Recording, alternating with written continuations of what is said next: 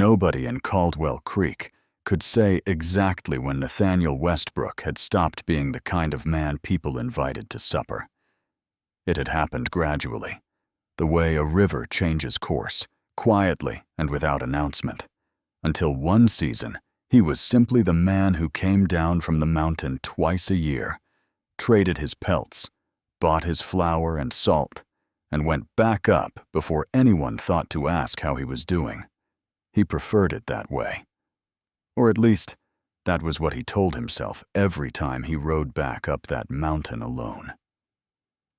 The morning everything changed, he hadn't even planned to stay in town. He'd come down earlier than usual because the winter had been long and his stores had run thin. He needed supplies, nothing more. He tied his horse outside Dobbin's trading post, nodded at two men he didn't know, and was halfway through his list when he heard the noise gathering down at the far end of the main street. It wasn't an unusual sound for Caldwell Creek. Markets happened. Auctions happened. Men gathered and bid on livestock, on land, on equipment. Nathaniel had seen all of it before. He tucked his list into his coat pocket and told himself to keep walking. He didn't. Something about the crowd's energy felt different. Too still in some places, too loud in others. He moved toward it without fully deciding to, stopping at the edge of a group of maybe 30 men gathered in front of the old courthouse steps. And that was when he saw her. Evangeline Brigham stood on those steps, the way a person stands when they have decided, somewhere deep and private, that they will not let anyone see them break. Her dress was worn at the cuffs. Her dark hair was pinned back neatly, too neatly, the kind of neat that takes effort and means something. She was looking at a fixed point, just above the heads of the crowd, not at any one face, and her jaw was set in a way that Nathaniel recognized without being able to name why. He'd seen that expression before. He just couldn't remember where.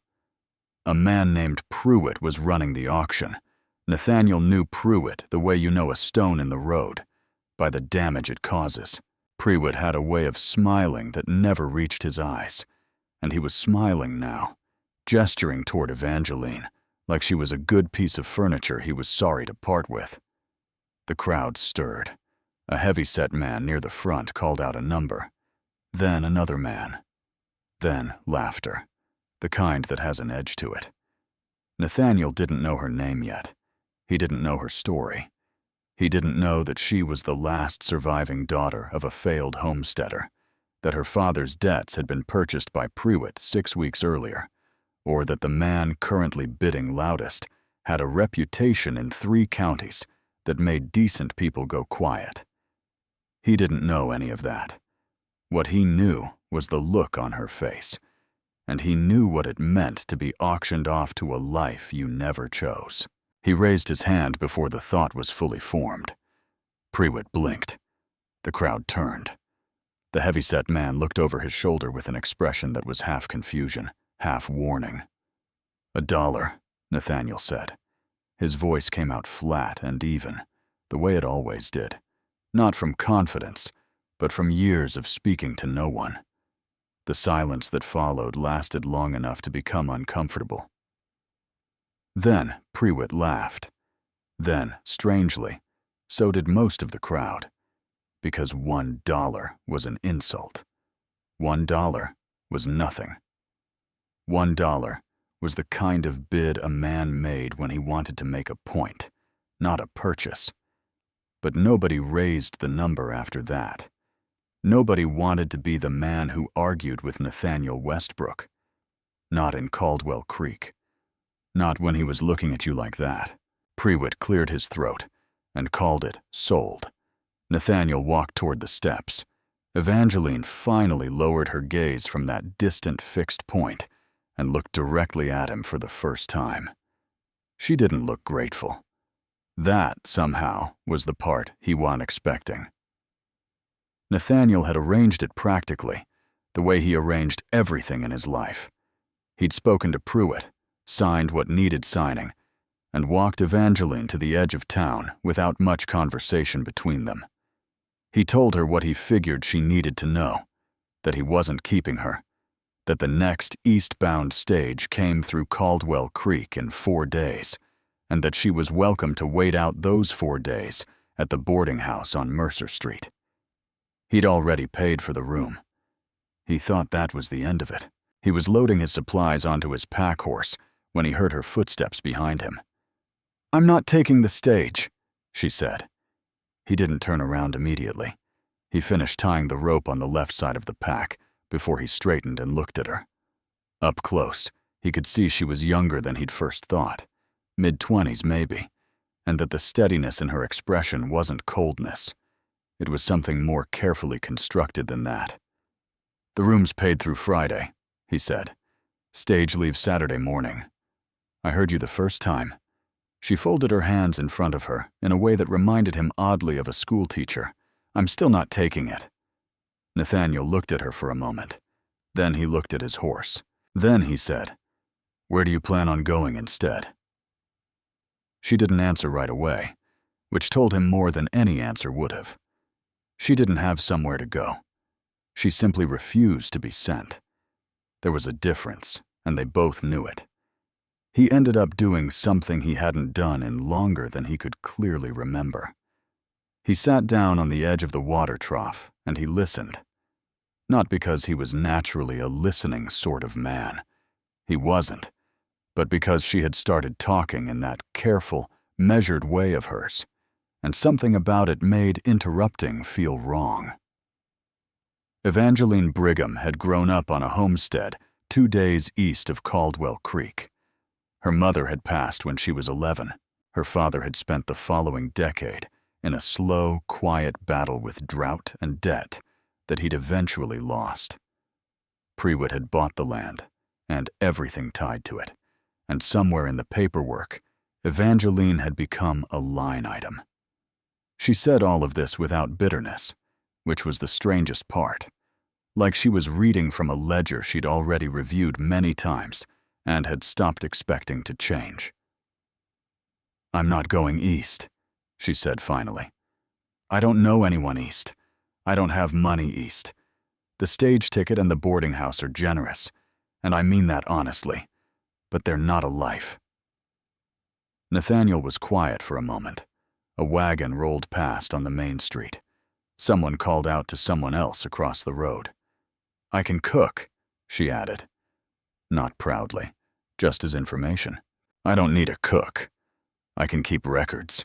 My father taught me figures before the land went bad. I don't have records that need keeping." She looked at him steadily. "Then what do you have?"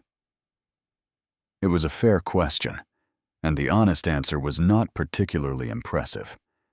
He had a cabin 2 hours up the mountain that needed more repair than he had time to give it.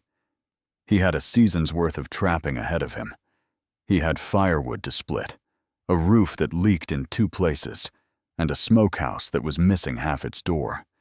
He had no neighbors within reasonable distance and no company except his own, which he had long since stopped finding sufficient and had never admitted aloud.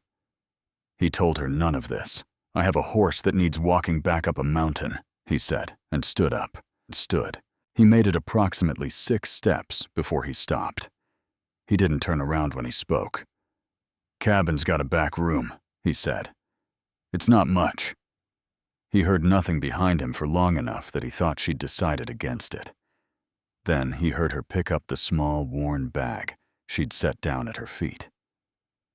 She didn't say thank you. He didn't say she was welcome. They walked out of Caldwell Creek in the same direction, with a careful distance of about 3 feet between them, and neither of them spoke again until the town was well behind them and the mountain trail had narrowed enough that the distance naturally closed.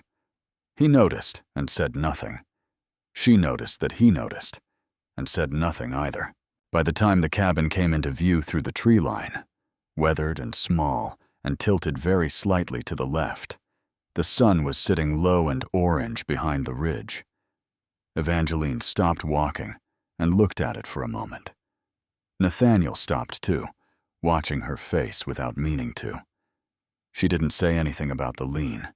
She didn't say anything about the gap in the porch railing, or the smoke stain above the front window, or the general appearance of a place that had been lived in by someone who'd stopped caring how it looked. What she said was, "The back room faces east." "It does," he said. "Then it'll get the morning light," she said quietly, almost to herself. She walked toward the front door ahead of him, and Nathaniel Westbrook stood in his own yard for a moment, watching her move toward his home, like she was simply continuing a journey she'd already started somewhere else. He told himself it was temporary. He told himself that with the particular firmness of a man who already suspects he might be wrong. The first week was practical. That was how Nathaniel chose to think about it. Evangeline took the back room and kept to herself in the mornings. She rose before him, which he discovered by accident the second day when he came out expecting silence and found the fire already going and a pot of coffee sitting at exactly the right heat. He poured himself a cup without comment. She was already outside, pulling the broken smokehouse door back onto its hinges with a determination that seemed slightly too large for the task. He watched her for a moment from the doorway, then went and got his tools without being asked. They fixed the smokehouse door together in about an hour, exchanging maybe 14 words total. When it was done, she tested the swing of it twice, nodded once, and went back inside. Nathaniel stood there a moment longer, looking at the door, aware of a feeling he couldn't immediately name. It took him until evening to identify it. Satisfaction. The specific kind that comes from a task done alongside someone who pulls their weight without needing to be told how. He hadn't felt that in a long time. By the second week, a shape had settled over the days. Not a routine exactly, more like an understanding. She managed the cabin. He managed the trap lines. They ate supper together because the table was small and the cabin was smaller, and eating in separate corners would have required more effort than either of them was willing to admit it took. The conversations were short at first. Weather, the condition of the trail, whether the smokehouse was holding temperature. Then one evening she asked him how long he'd been on the mountain. He thought about it longer than the question probably required.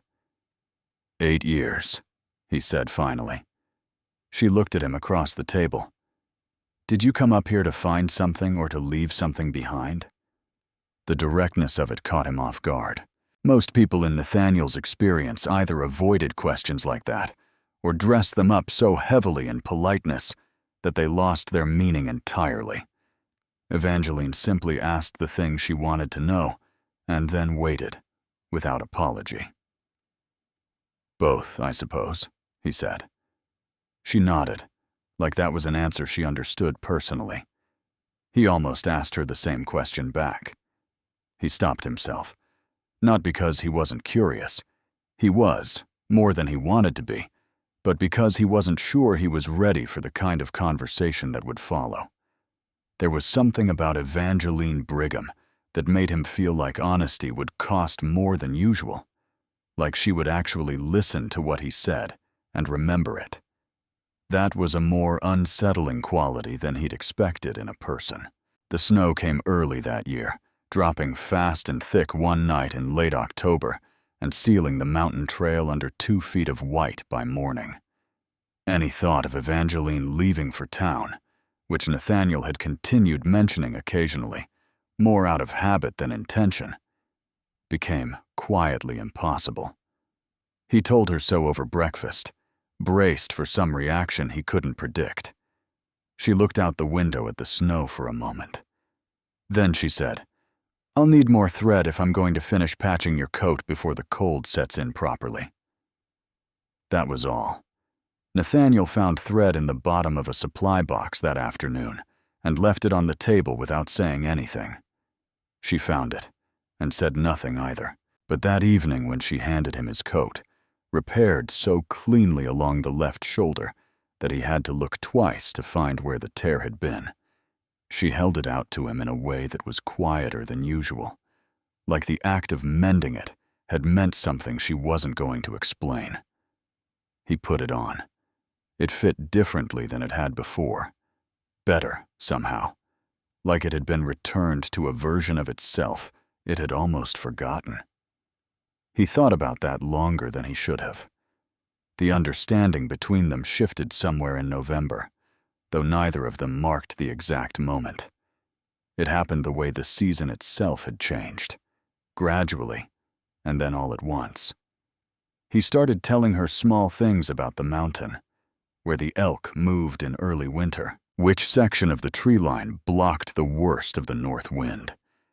She started telling him small things in return, what her father's homestead had looked like in spring, how she'd learned figures by lamplight, while her father read aloud from whatever book he'd managed to trade for that season.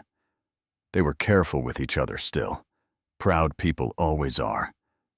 But the careful distance that had existed between them in those first days had changed its character entirely. It was no longer the distance of two strangers.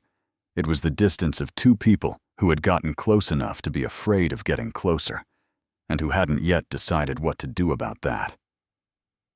The decision came on a Thursday evening in late November, unremarkably, the way the most important moments usually arrive.